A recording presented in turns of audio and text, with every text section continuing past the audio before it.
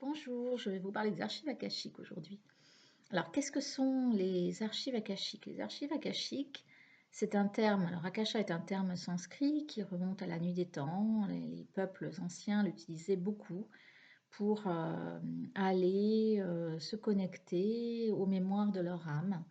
Il faut le voir comme une grande bibliothèque qui serait dans une autre dimension et qui regrouperait toutes les informations liées au passé, au présent et au futur potentiel de notre âme.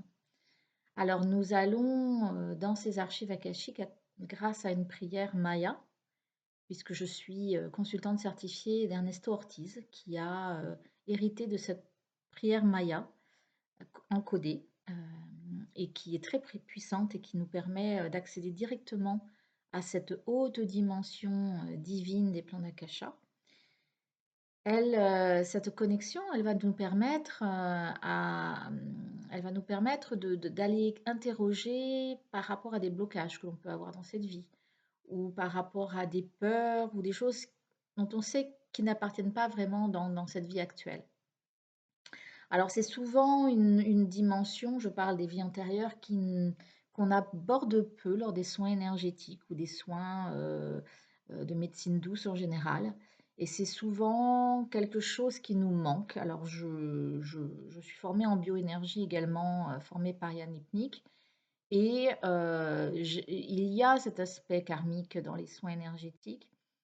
Mais souvent, lorsqu'il y a des problématiques émotionnelles ou beaucoup de mental, beaucoup de peur, il peut y avoir, une résonance dans des vies antérieures et c'est souvent à cause de cela que nous avons des blocages. Donc pourquoi consulter les archives akashiques? Eh bah, déjà parce que peut-être vous sentez qu'il y a des blocages, des peurs que vous ne comprenez pas et que vous aimeriez surmonter, parce qu'évidemment, on va vous donner des solutions et des conseils.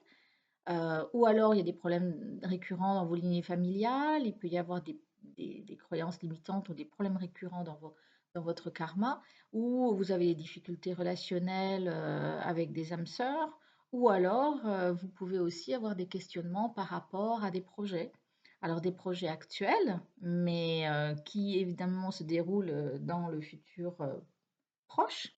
Les archives akashiques, la consultation n'est pas une voyance, c'est-à-dire qu'on ne va pas vous dire ce que vous ferez dans le futur, puisque le futur est très, euh, comment dire, instable, puisque étant donné que sur cette planète, nous avons tous notre libre arbitre, il est évident que le futur bouge tout le temps, en fonction de nos décisions, en fonction des événements, comment ils interagissent, etc. Donc, évidemment, les maîtres d'Akasha, dans Akasha, on va vous dire potentiellement ce qui peut se passer dans les prochains mois, mais, et on va vous donner des conseils pour y arriver, etc. Mais on ne va pas vous dire pour sûr comment vous serez dans un an. Voilà. Donc, il faut le savoir. Par contre, effectivement, lorsque vous avez des décisions à prendre et que vous n'êtes pas sûr, les archives akashiques vont permettre de vous aiguiller et de vous dire, vous confirmer ou vous infirmer vos sensations ou vos projets. Voilà. Mais écoutez, si vous avez des questions, n'hésitez pas à me contacter. J'ai une conférence qui est prévue chez Théora à Portet-sur-Garonne le 12 septembre à 14h30. Conférence gratuite suivie de consultations de 30 minutes à 30 euros. Les places sont très limitées, donc vous pouvez les contacter directement sur leur téléphone.